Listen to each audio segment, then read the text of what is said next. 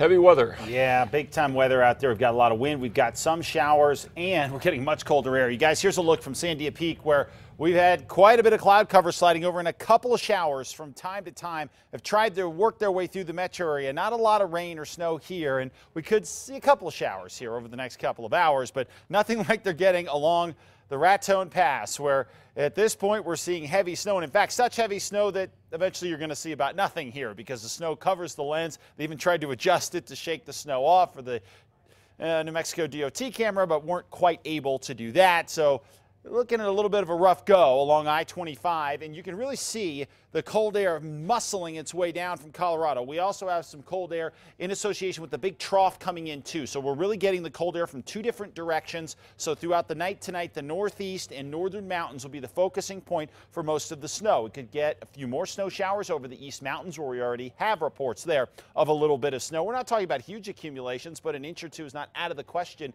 in these areas. Better chances at the heavier snows in the higher terrain of the Sangre de Cristo and, well, especially the Sangre de Cristo Mountains, but the southern San Juans as well. Winter weather advisories all across the northeast and northern mountains for tonight into tomorrow. If you're in that high terrain area, we're talking about 2 to 6 inches of snow, an inch or two possible into the northeast, and maybe some of those areas along I-25, just a little bit more than that. Freeze warnings here in the metro for tomorrow morning and likely Friday morning as well. Going to see those lows right around 30 degrees. So if you have any vegetation you want to cover up, might want to do it, because we're going to have a couple of mornings where it's going to be close. I don't think it's going to be across the board damaging, but it's still something to take note of. East central sections also freeze warnings for tonight as well. We continue with the wind advisories all across the east, and of course high wind warnings for the Sacramento Mountains where we have that fire outside of Mayhill.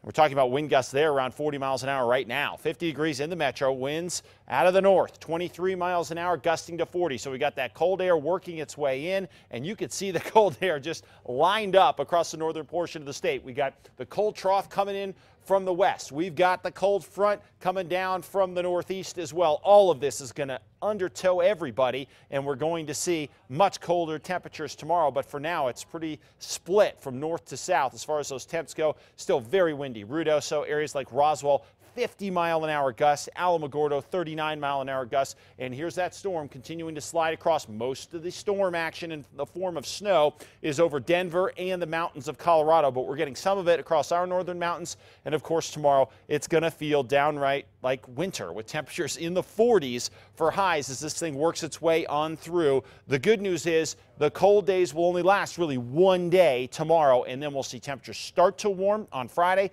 and they'll continue to warm throughout the rest of the weekend. And as far as the snow goes, you can see it now over the northern mountains and western sections. Well, model data says, well, we'll get it across the northeast tonight, and then it's really limited to just the northern mountains through the noon hour tomorrow, and then everything quiets down and better weather conditions take over for the weekend. Let's go region by region. Temperatures for the most part in the 40s across southern Colorado, mostly sunny. So you guys have seen some snow showers, especially in the mountains.